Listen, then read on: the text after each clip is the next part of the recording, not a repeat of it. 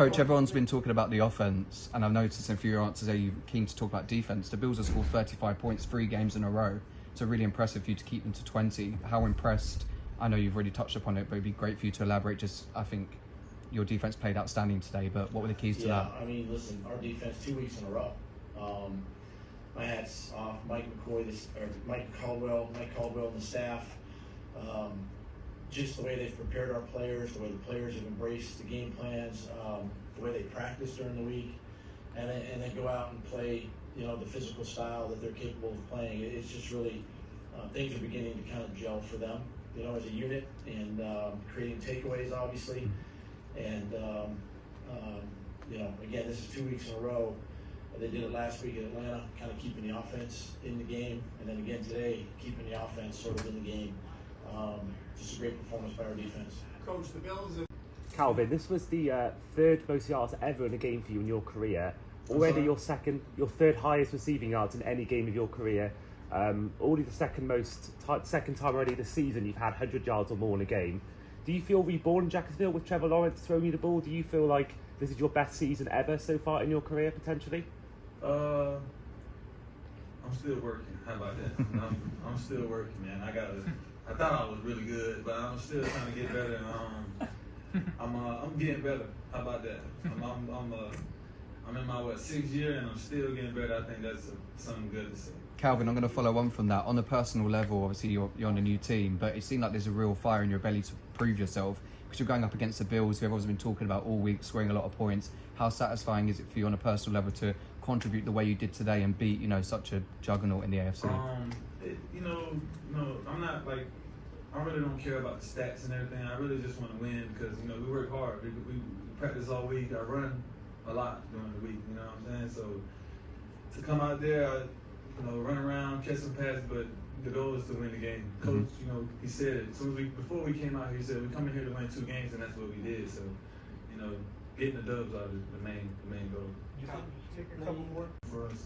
Travis, was this win, a little bit more satisfying, considering that there was so much of the Bills Mafia here today? Of course, last week, it was mainly for the Jags. I know you guys were the home team, but the Bills were today technically the home team. So many of them travel well. Was it a little bit more satisfying to be able to sort of silence them, especially with your touchdown towards the end? Yeah, most definitely. I remember at the beginning of the game, just running out, and I ran out, and there were just so many boos. I feel like I never heard that in London.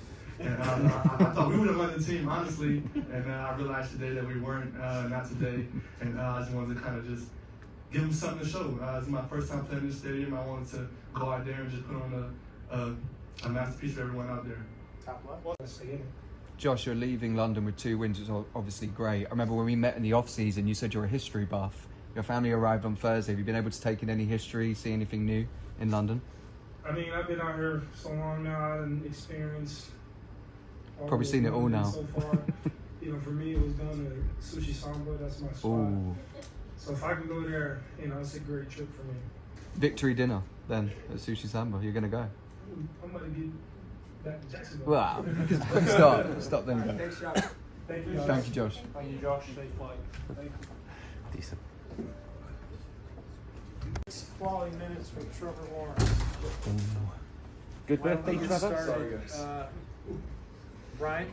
Trevor, can you talk about every time this team faced the Bills and they were mounting a surge, right? At the end of the second quarter, into the third quarter, you guys had an answer.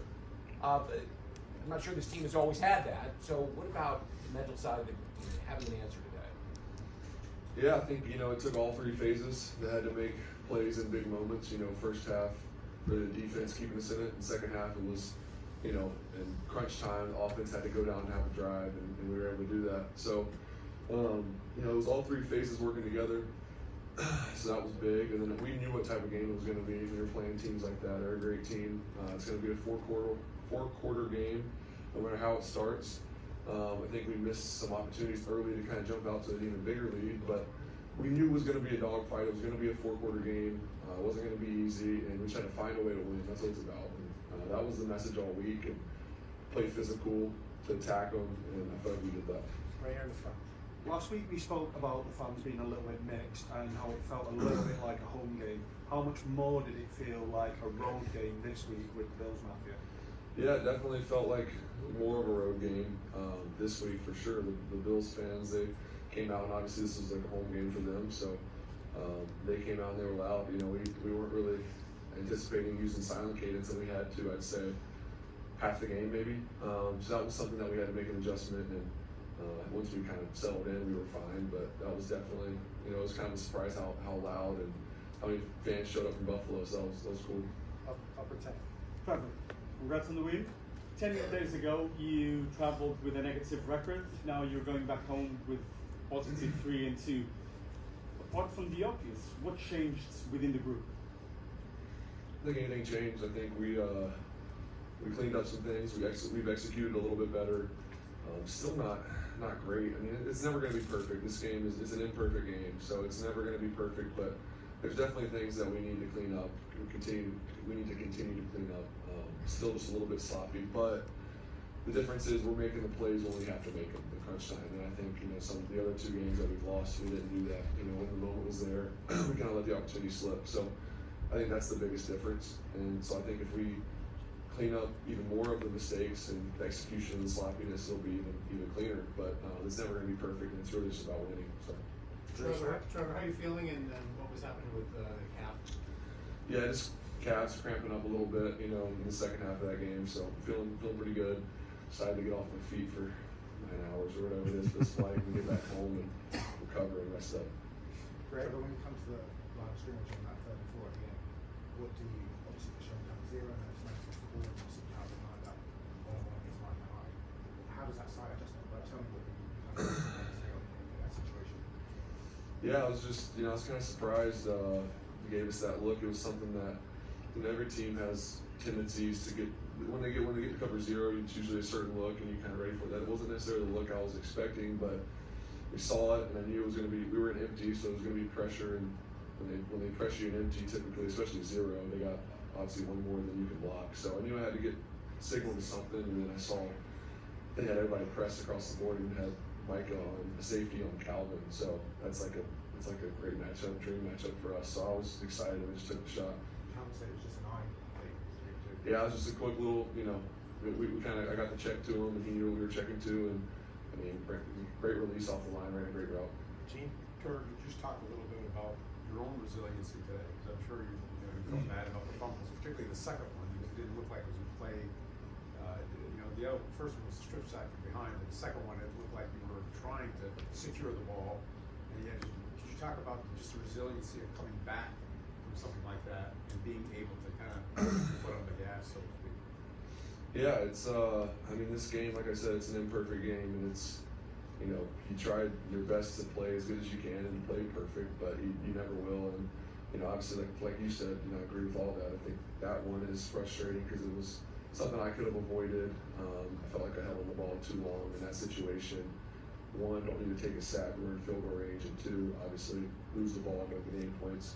It's kind of worst situation there. But you know, I've had a lot of bad plays in my career. I've had a lot of games where I've had a lot of turnovers. You know, I've done all those things, and I've just realized it's about the next play, and you can't ever think about that after it's over. So that's the way this game is. You're never going to be perfect, and even more so, it's important to focus on the next play when you did have a bad play, because you gotta bounce back, and the team they need me to play well if we're going to win. So I understand that, and that's what I had to do. 2 questions left, Orange.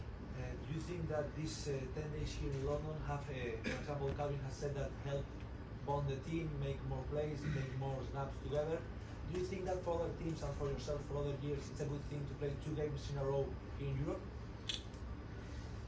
Yeah, I don't know if I'm the right person to ask. It was a cool experience. You know, I think it was good for our team. We used it the right way. I think it kind of refocused us. We were about our business. We got 2 wins, and that was the goal, was to get 2 wins and go home. So I know we're excited to go home. It's a long time away from, you know, your life, I guess one would say. But we're excited to get back. But it was a cool experience. It was great. Fans are awesome here. The people were great. Hotels, hospitality. Everyone did I know it takes a lot to take care of a whole team, so everyone did a lot to help us. So we appreciate that. But yeah, I don't know. I think it went well though. It went well for us to 2-0, so I'm happy. wrap it up right here in the last Trevor, Travis mentioned earlier the noise in the stadium compared to last week. How did you find it this week as the road team compared to last week as the home team? A lot more fans last week. Well, it was much louder. Yeah, it was much louder, and obviously the fans did a good job of being loud when we were on offense, especially on third downs and in the red zone or backed up when we were near the fans. They did a really good job being loud, so that created a couple communication issues and stuff that we had to work through. And like I said, I feel like once we settled in and we understood, okay, it's a road game, and this is how it's going to be, then we were fine. Thanks, Trevor. Thanks, Trevor. Thanks, Trevor. Thank you. Thanks for waiting.